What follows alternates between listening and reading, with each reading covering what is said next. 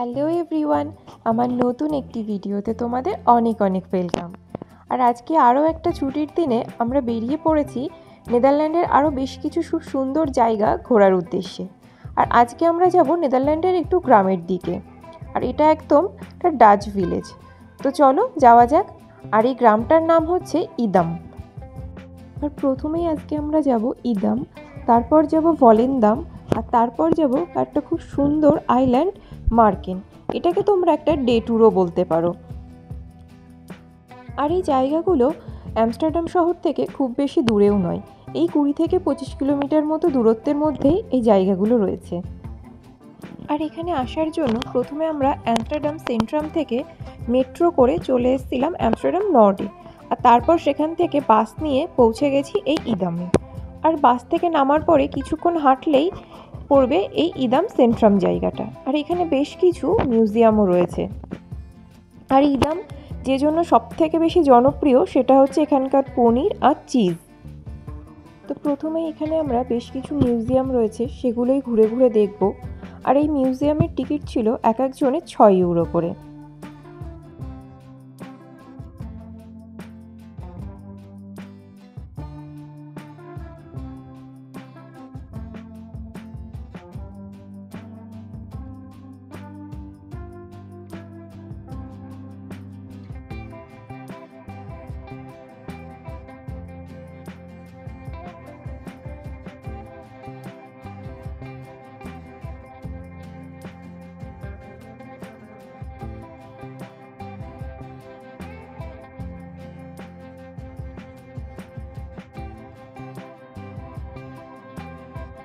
এই মিউজিয়ামটা তো ঘোরা হয়ে গেল, আর এরপর রাস্তার উল্টো দিকে রয়েছে আরও একটা মিউজিয়াম। তো চলো এবার সেটাও ঘুরে নেওয়া যাক। আর এখানে আবার একটা কানাল ক্রুজও হয়, তো আমরা সেটারও টিকিট কেটে নিয়েছি। তো ওটা কিছুক্ষণ পরে আছে, আর তার মধ্যে হাতে কিছুটা সময়ও আছে, তাই ভাবলাম এই মিউজিয়ামটাও আগে আমরা ঘুরে নিই, আর তারপরেই চলে যাব কানাল ক্রুজ করার জন্য। আর এই কানাল ক্রুজের জন্য এক একজনের টিকিট ছিল 5 ইউরো করে। আর এখানে বেশ কিছু চিজ আর পনিরের এরকম বড় বড় বাজারও রয়েছে, যেখানে পনির কিভাবে তৈরি হয় বা চিজ কিভাবে তৈরি হয় সেগুলো যেমন দেখাও যায়, তার সাথে সাথে এগুলো কেনারও সুবিধা রয়েছে। এখানে আবার প্রতি বছর এই চিজ পনিরের একটা বড় মেলাও হয়, যেখানে ফ্রেশ পনির চিজ এগুলো কেনারও সুবিধা রয়েছে। আর তাছাড়া এখানে ছোট বড় চার্চ মিউজিয়াম এগুলো তো রয়েইছে। আর যেহেতু নেদারল্যান্ডস, ক্যানাল তো সেখানে থাকতেই হবে। মিউজিয়াম তো আমাদের ঘোরা হয়ে গেছে, আর এবার আমরা কানাল ক্রুজ করার জন্য বোটে বসেও পড়েছি। তো এবার চলো এবার এই বোটে করেই এই পুরো গ্রামটাকে আমরা ঘুরে ঘুরে ভালো করে দেখি। Hij heeft heel veel kunst gedaan, dus de laatste keer Leo in Nieuwekamp goed uitgekomen hier in Edam. En toen zijn we dan krijg je een kaart mee, dan heb je eigenlijk hetzelfde wat je nu hebt. En kun je ook zelf van een kaart lezen. De scheepswerven, hè, toen die sluizen zijn gekomen, toen kreeg je dus verzanding. Dus dan ging de bodem omhoog. Als je scheep uit het 300.000, dat is veel te mooier. Aber die haben einen Freund gegen die haben dort een Joodische Friedhof. Dat is een Joodse begraafplaats daar. En er zijn nog een aantal Joodse families hier, die hebben recent daar. Wij gaan links! Ja, jullie ook. Jij ook. Alleen rechts. Dus die speeltoren die is voor een deel gesloopt. En in 1972 hebben ze er nog een stukje afgehaald. En toen is ze de toren gaan schuiven. Bijna op. En die hebben ze met hele zware kabels. আমাদের ক্যানেল cruise করা হয়ে গেছে, আর খুব সুন্দর লাগলো এইভাবে জলপথে পুরো জায়গাটাকে ঘুরে ঘুরে দেখতে। আর তারপর ইদাম থেকে আমরা বাসে করে পৌঁছে গেছি ভলেন্দাম সেন্ট্রামে। আর বাস থেকে নামার পর কিছুটা হাঁটলেই রয়েছে এই ভলেন্দাম সেন্ট্রাম জায়গাটা। আর এই ভলেন্দাম জায়গাটা ইদামের খুবই কাছে, একদিনের ডে ট্যুর হিসাবে এই ভলেন্দাম আর ইদাম একসাথে ঘুরে নেওয়াই যায়। আর এই ভলেন্দাম হলো উত্তর নেদারল্যান্ডের একটি বিখ্যাত মৎস্য শিকারী গ্রাম। আর এই ভলেন্দামে ঐতিহ্যবাহী ডাচ সংস্কৃতি আর এখানকারই সুন্দর সুন্দর কাঠের রঙিন বাড়ি আর বিখ্যাত নৌকা বন্দর এগুলোর জন্য তো ভীষণই ফেমাস। আর এই ভলেন্দাম থেকেই মার্কিন যাওয়ার ক্রুজগুলো ছাড়ে। তো আমরা এখানে এসে প্রথমেই মার্কিন যাওয়ার ক্রুজের টিকিটটা কেটে নিলাম। তো বিকেল 5:30টার সময় ক্রুজটা রয়েছে। তো তার আগে চলো এই ভলেন্দাম জায়গাটাকেই ভালো করে ঘুরে দেখে নিই। আর এখানে রাস্তার পাশে এরকম প্রচুর সুভেনিয়ার শপ, ছোট বড় ক্যাফে রয়েছে। তো আমরা কিছু কেনাকাটা করার জন্য দোকানের ভেতরে ঢুকেছি। তো এখানে প্রচুর রকমের জিনিস রয়েছে। তো ভেতরে বিভিন্ন ধরনের শোপিস, ম্যাগনেট আর এখানকার ফেমাস টুকু ওয়াফলস, চাবিরিং, বিভিন্ন ধরনের জিনিস রয়েছে। আর এখানকার যে জিনিসটা আমার সবথেকে সুন্দর লেগেছে সেটা হচ্ছে এই কাঠের ঘড়িগুলো। এত অপূর্ব দেখতে লাগছে, দেখে তো পুরো চোখটাই জুড়িয়ে যাচ্ছে। তো মনে হচ্ছে কোনটা ছেড়ে কোনটা দেখি। আর এই যে এখানে নেদারল্যান্ডের ফেমাস সাইকেলগুলোও রয়েছে।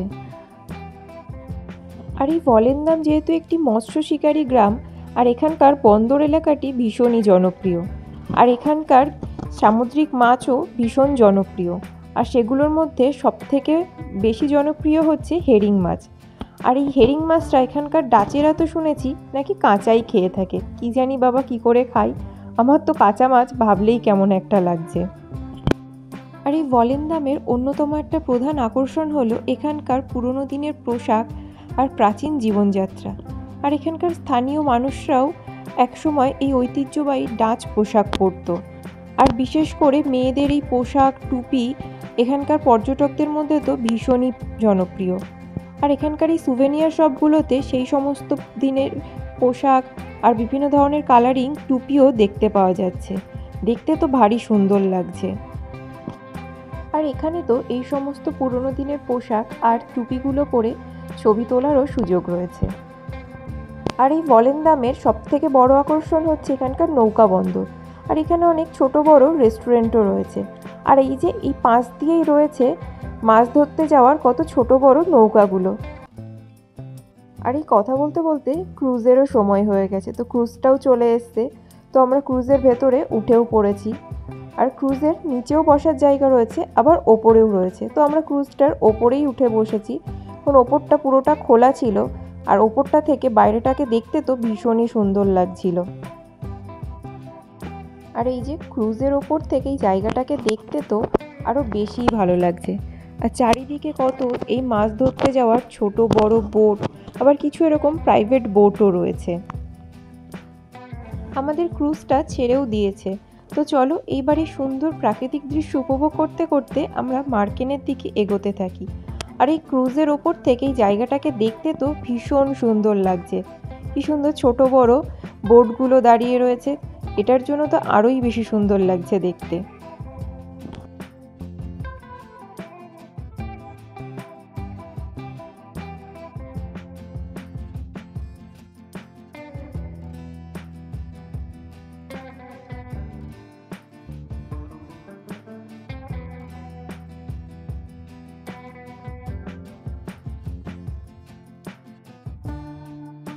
আর আজকে রোদও খুব একটা ছিল না। আর এইরকম ক্রুজে করে যেতে তো ভীষণই ভালো লাগছিল। আর আমরা যেহেতু ক্রুজের একদম ওপরটাই বসেছিলাম, তো সেখানটা একদমই খোলা, আর বাইরের এত ঠান্ডা লাগছিল, তো পুরো একদম কেঁপে যাচ্ছিলাম। তো ভাবলাম ক্রুজের নিচে একটা ছোট ক্যাফে রয়েছে, তো সেখানে আমরা এসে একটু কফি খেয়ে নিলাম। বাইরেটা এত ঠান্ডা লাগছিল, মনে হলো এটা খেয়ে যেন একটু শান্তি হলো।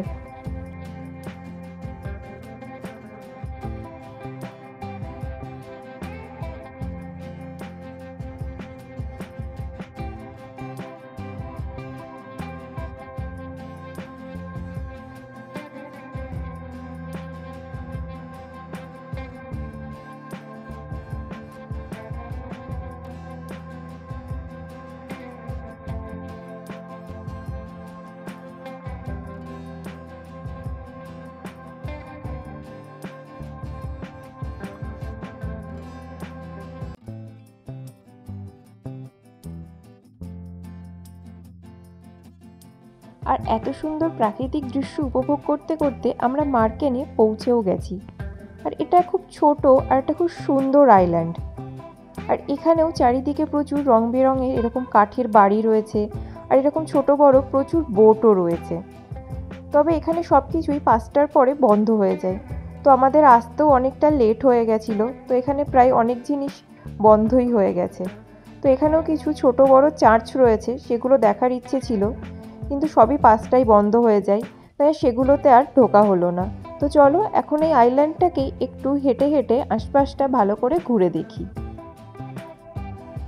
তবে এই মার্কেন একসময় মূল ভূখণ্ডের সাথে যুক্ত ছিল, বন্যার ফলে এটা একটা দ্বীপে পরিণত হয়। তবে এখন আবার নতুন করে রাস্তা তৈরি করে এই মার্কেনকে মূল ভূখণ্ডের সাথে যুক্ত করা হয়েছে। আর এখানকার রং বেরঙের এই কাঠের ঘরগুলো আর এই সরু গড়িপথগুলোই পর্যটকদের কাছে প্রধান আকর্ষণ। আর এখানকার বালিগুলো সবুজ, কালো, সাদা রঙে আঁকা, যা দেখতে তো ভারী সুন্দর লাগে।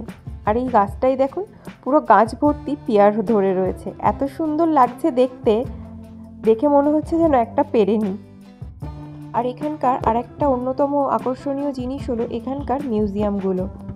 তবে এখন 5টা বেজে গেছে, তাই সব মিউজিয়ামগুলোই বন্ধ হয়ে গেছে, তাই মিউজিয়ামের আর ভেতরে ঢোকা গেল না।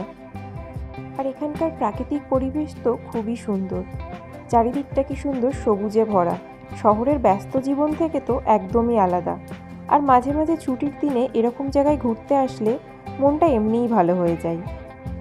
তো চলো এবার আমরাও তাহলে বাড়ির দিকে এগোতে থাকি, আর ভিডিওটাও তাহলে আজ এখানেই শেষ করছি।